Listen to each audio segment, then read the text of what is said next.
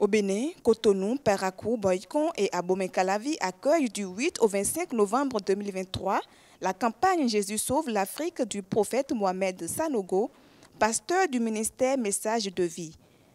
Le programme de cette croisade de réveil et d'impact a été dévoilé dans les moindres détails lors d'une conférence de presse animée ce mercredi 8 novembre 2023 à Cotonou.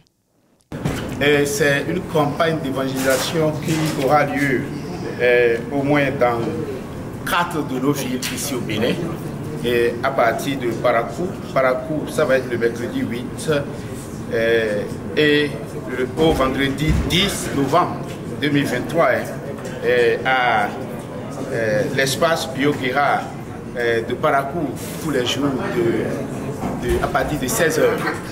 Et à Boycon, qui va être le second lieu, et ça va être du mercredi 15 au vendredi 17 novembre, au CG 4 de Boycon, tous les soirs aussi à 16 h.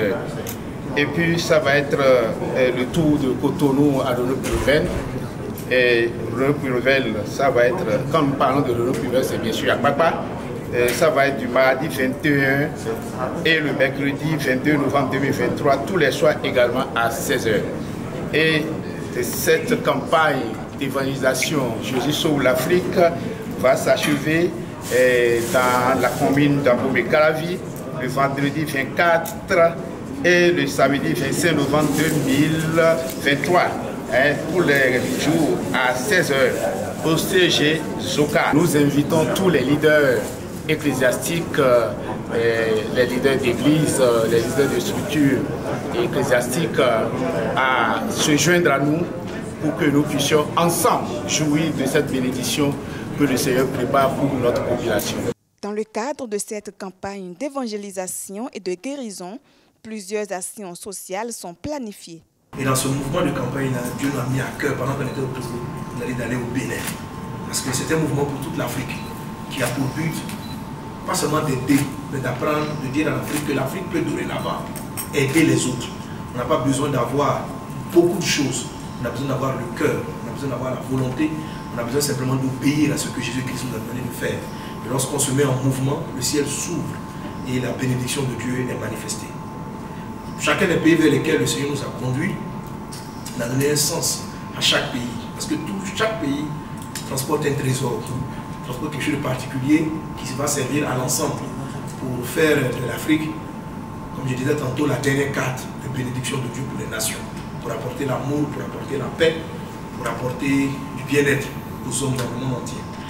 Et Dieu nous a conduits au Bénin. Et j'aime bien le nom Bénin.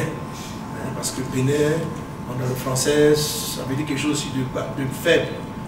Mais la Bible dit que qui a reconnu le bras de Dieu? Le bras de Dieu en Ésaïe 53, il dit s'est levé devant nous comme une faible plante, comme un rejeton qui sort d'une tête desséchée. Il n'avait rien pour plaire, il était tout petit. Il dit mais cependant, c'est de nos douleurs qui s'est chargé. C'est-à-dire que Dieu se sert des choses souvent faibles pour faire de grandes bénédictions. Et c'est le sens là que Dieu nous a donné au nom du Bénin. Le pays peut paraître petit, mais il n'est pas petit. De ce pays sortira de grandes choses.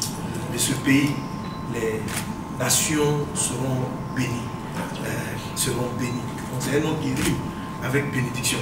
Donc, et Dieu nous a conduits ici au Bénin vraiment pour la bénédiction de l'Afrique et pour la bénédiction du monde. Le pasteur Mohamed Sanogo garde beaucoup d'espoir sur les retombées de cette campagne. Il croit fermement que des miracles extraordinaires auront lieu, tels que la guérison de centaines de paralytiques, d'aveugles et de muets, et qu'à mesure que la croisade progresse, la puissance de Dieu se manifestera de manière surprenante. Aussi, le pasteur Mohamed Sanogo entend étendre sa campagne « Jésus sauve l'Afrique » en y ajoutant des actions de compassion et d'aide sociale telles que des interventions chirurgicales gratuites au profit de la population, la réhabilitation des centres hospitaliers, des dons de matériel ainsi que de vivres et de non-vivres à distribuer aux populations les plus démunies, des consultations gratuites et des dons de médicaments, pour n'en citer que quelques-uns.